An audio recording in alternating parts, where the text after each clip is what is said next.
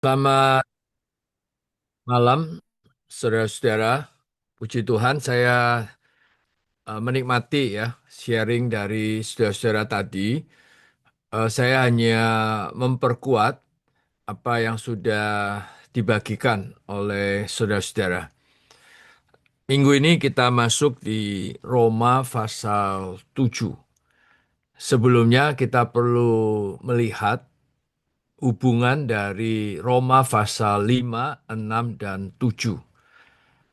Yaitu di pasal 5 kita melihat suatu fakta bahwa kita orang yang berdosa ada di dalam Adam. Kemudian Roma pasal 6 kita ada di dalam Kristus. Melalui kita dibaptis masuk ke dalam kematian dan kebangkitannya. Sehingga kita dipindahkan dari dalam Adam ke dalam Kristus. Kristus menjadi ruang lingkup kita yang baru.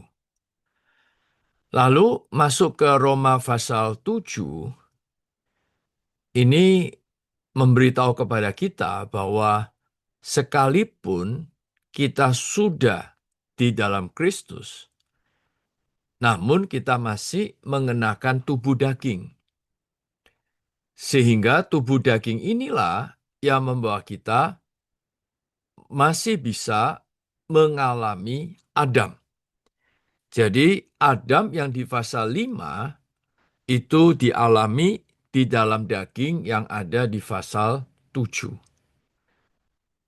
Nah, ketika kita yang sudah beroleh selamat masih berada di dalam daging, maka sebetulnya kita masih berada di dalam posisi kejatuhan. Dan posisi manusia yang jatuh ini adalah dari posisi sebagai seorang istri jatuh menjadi memiliki posisi sebagai suami.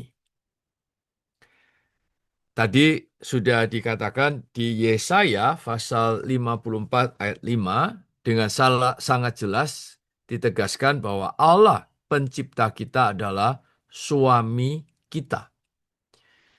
Maka kedudukan manusia ciptaan Allah adalah sebagai istri, di mana keistimewaan istri adalah bersandar, mengandalkan suami, taat kepada suami karena suami adalah kepala, dan tentu mengasihi dia.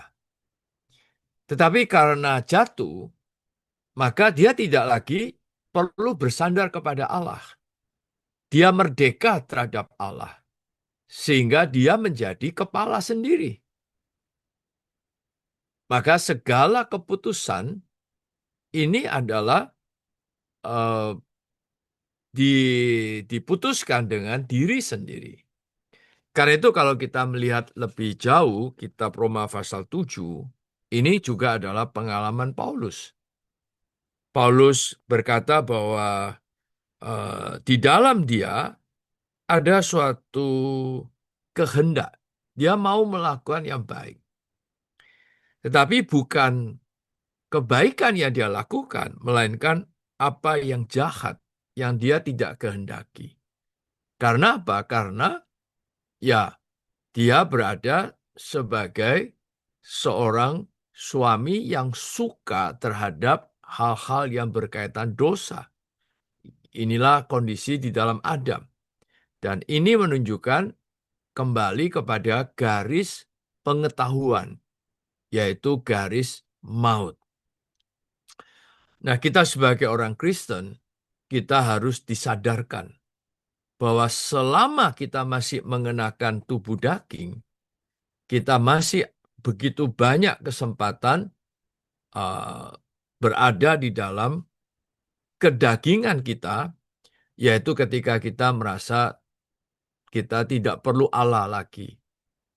merdeka dari Allah. Melakukan apapun tidak perlu bertanya kepada Allah.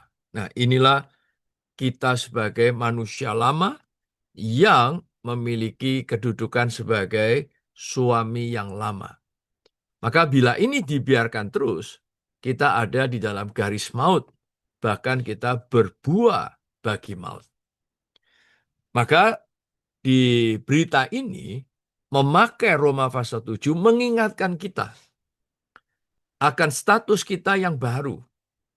Bahwa setelah kita mati dan bangkit bersama Kristus melalui baptisan, kita dilahirkan kembali. Sehingga dari posisi sebagai suami, kita dikembalikan kepada posisi sebagai seorang istri. Yaitu sebagai istri yang bersandar kepada Allah, yaitu kepada Kristus sebagai suami baru kita. Bukan hanya bersandar, tetapi juga taat kepada Kristus. Karena Kristus sang suami adalah kepala kita. Dan demikian kita juga hati kita condong kepada suami yang mengasihi dia. Karena di 1 Korintus pasal 11 ayat 3, Paulus mengatakan bahwa dia mempertunangkan kita kepada Kristus sebagai perawan yang suci. Nah, ini artinya kita dibawa dari garis maut kembali kepada garis hayat. Maka, saudara-saudara, kita perlu lebih banyak memberi kesaksian pengalaman kita, ya. Karena kalau kita hanya menjelaskan secara kebenaran saja, ini masih kurang cukup untuk mensuplai kaum saleh, ya. Kita ambil contoh hal-hal yang ringan, ya, misalkan bagi saudara atau bagi saudari yang mau potong rambut, ya. Nah, potong rambut ini kan bukan hal besar, ya, hal sehari-hari. Atau kita mau belanja atau shopping, ya, karena kita memerlukan baju yang baru atau sepatu yang baru, ya. Ini adalah hal-hal yang sehari-hari. Tetapi sekarang pertanyaannya, ketika kita potong rambut, ketika kita shopping, apakah kita ada di dalam status sebagai kepala, sebagai suami, atau sebagai istri? Nah, ini menjadi suatu pilihan bagi kita. Karena itu, berita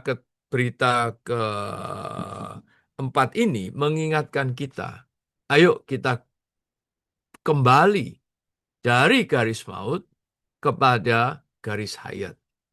Dari status sebagai kepala kepada status sebagai istri. Nah, atau di dalam perkara hal yang lebih besar, ya, ketika kita ada di dalam situasi kondisi yang sulit dalam kehidupan kita sehari-hari, atau ketika kita berinteraksi dengan anggota keluarga kita, terhadap pasangan kita, mungkin terhadap orang tua kita, terhadap anak-anak kita, ya, atau di dalam gereja, ketika kita melayani, di dalam sebuah koordinasi. Nah, kembali lagi pertanyaannya, kita ada di garis maut sebagai seorang suami, atau kita berada di dalam garis hayat sebagai seorang istri. Nah, semoga ini yang kemudian membantu kita untuk mengingatkan kita bahwa secara fakta kita sudah kembali menjadi istri. Tetapi secara realitas dalam kehidupan kita sehari-hari, justru kita lebih banyak menjadi sebagai suami. Tidak lagi bersandar Allah, tidak perlu bertanya kepada Allah, tidak taat kepada Allah, kemudian tidak perlu menghormati Allah, merdeka dari Allah. Nah, ini kita harus semua belajar bertobat, ya. Saya juga belajar bertobat karena ini adalah memang kita semua belum lulus Maka kita perlu terus belajar untuk diingatkan melalui firman Tuhan, kembali bertobat, kembali berpaling. Nah, sekarang kita masuk kepada penerapannya. Jadi, hal pertama yang kita perlu lakukan yaitu kita perlu belajar berpaling kepada Allah dengan kembali ke dalam roh.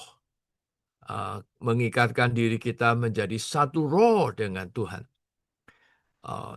Karena di dalam roh inilah ada khasiat kematian Kristus yang menyalibkan manusia lama kita, yang membuat khasiat daging tidak lagi berkhasiat. Sehingga walaupun kita mengenakan tubuh daging, tetapi daging kita itu nganggur. Ya, dia menjadi tunakarya. Nah, siapa yang bisa menghentikan itu? Yaitu roh itu yang di dalam kita yang memiliki keefektifan kematian Kristus. Salib Kristus diterapkan di atas tubuh daging kita, di atas ego kita, di atas hawa nafsu kita, di atas kenikmatan hayat jiwa kita. Nah, kemudian kita perlu tinggal di dalam persekutuan dengan Dia melalui menikmati firman, melalui berdoa. Maka kita perlu waktu-waktu khusus bersekutu dengan Dia, maka Dia ada jalan mensuplai kita dengan hayatnya. Nah, dengan demikian kita menjadi bersandar kepada Dia, taat kepada Dia, mengasihi Dia. Ini hal pertama yang kita perlu kerjakan. Nah, maka setelah kita terus-menerus berlatih demikian, maka hal kedua akan terjadi.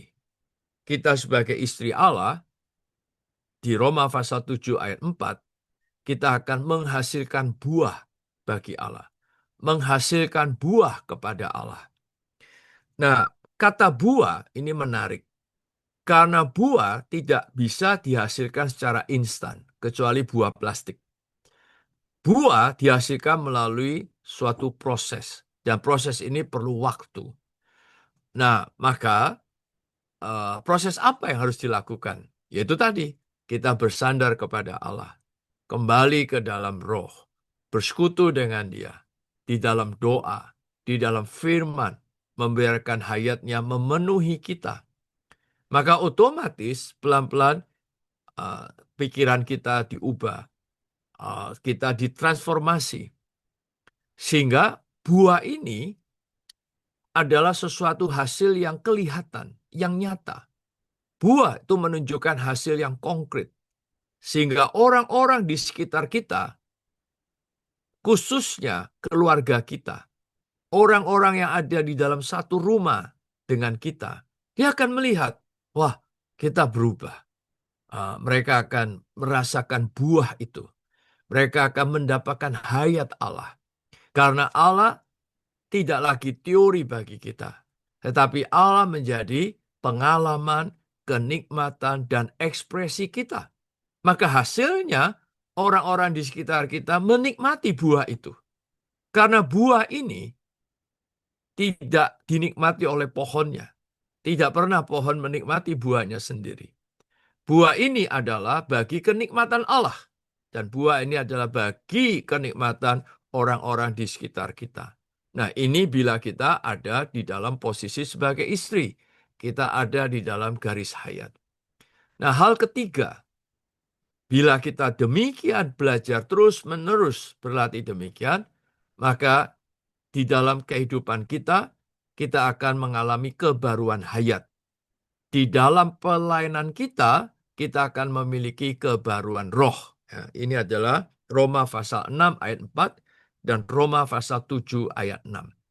Kita terus-menerus ada di dalam kebaruan. Kata kebaruan ini menunjukkan sesuatu yang segar, tidak usang, ya, sesuatu yang energik, ya. Tidak ada kelihatan tua, ya, tetapi sangat vital, energik, ya, yang terus bergerak, ya tidak statis. Nah, kehidupan kita adalah kebaruan hayat. Pelayanan kita ada di dalam kebaruan roh. Nah, maka sekali lagi, ini adalah hasil dari kita kembali kepada garis hayat. Kembali di dalam posisi sebagai seorang istri, ya, yang bersandar, yang taat, dan yang mengasihi dia. Nah, maka otomatis di dalam kita adalah sesuatu yang senantiasa segar, senantiasa baru. Walaupun secara lahiriah kita dimakan oleh usia, kita menjadi tua. Tetapi orang yang berinteraksi dengan kita, berkontak dengan kita, dia tidak ada kesan tuanya. Kesan mereka terhadap kita adalah segar dalam hayat, segar di dalam roh. Nah, maka ketika kita melayani orang, mereka akan mendapatkan Allah. Karena sebetulnya kebaruan itu adalah Allah sendiri. Di luar Allah tidak ada yang baru. Hanya Allah itu adalah sang baru. Allah itu sang segar. Baik kebaruan hayat, kebaruan roh, itu menunjukkan Allah sumber segar. Dia yang memenuhi kita, kemudian dia yang terekspresi. Di dalam kehidupan, dia sebagai kebaruan hayat. Di dalam pelayanan, dia sebagai kebaruan roh. Nah, ini juga mengingatkan kita yang masih di dalam pelayanan. Kadang kita melayani di dalam rutinitas. Sehingga di dalam rutinitas, mungkin kita tidak perlu berdoa lagi. Kita sudah tahu bagaimana melayani. Mungkin waktu kita membawa firman, kita tidak perlu lagi bertanya Tuhan, karena kita sudah tahu harus ngomong apa. Nah, akhirnya orang akan merasakan bukan kesegarannya, tapi yang orang dapatkan adalah teorinya, doktrinnya. Dan ingat, di Roma pasal 7 ayat 6, doktrin atau huruf itu adalah penuh dengan keusangan. Dan huruf itu mematikan, tetapi roh menghidupkan. Nah, ini mengingatkan kita bahwa di dalam pelayanan pun kita harus belajar bersandar dia, mengandalkan dia, berdoa padanya, dipenuhi oleh dia. Nah, sehingga kesan orang terhadap kita, baik teman-teman Injil maupun orang-orang yang kita layani, yang kita gembalakan, bukan mendapatkan teori dari atas kita, bukan mendapatkan pengetahuan. Wah, orang ini kaya ya pengetahuannya ya. Wah, ini tahu itu tahu. Tetapi orang yang mendengarkan tidak mendapatkan suplai hayat, tidak mendapatkan kesegaran, tidak mendapatkan kebaruan, yaitu tidak mendapatkan diri Allah sendiri. Nah, saudara-saudara, saya merasa kalau firman Tuhan, berita ini terus kita renungkan, saya yakin Tuhan akan memberi banyak rema di dalam kita. Dan kita akan banyak pengalaman yang kita boleh sharing. Nah, dengan demikian, saudara-saudari yang setelah mendengarkan firman ini, kita ajak bertobat bersama, kita ajak persembahan diri bersama, sehingga kehidupan gereja lokal, dimanapun kita berada, orang menjamah gereja, orang menjamah kesegaran, orang menjamah kebaruan, orang menjamah Allah sendiri sebagai hayat. Karena di luar Allah yang adalah hayat kekal, tidak ada yang baru. Semuanya adalah usang. Dan semuanya berbau maut. Semua berbuah maut. Tetapi hanya Allah itu sendiri. Baru ada hayat yang kekal. Ada kebaruan, ada kesegaran. Karena dia adalah sumber hayat. Nah, saya kira itu saja. Saya sharing ini hanya untuk menghaluskan ya, lebih dicerna lagi berita-berita ini, sehingga saudara-saudari mendapatkan suplai yang bisa membangun setiap kaum saleh yang mendengar. Saya kira itu saja dari saya. Saya kembalikan ke saudara Oki. Tuhan memberkati. Amin.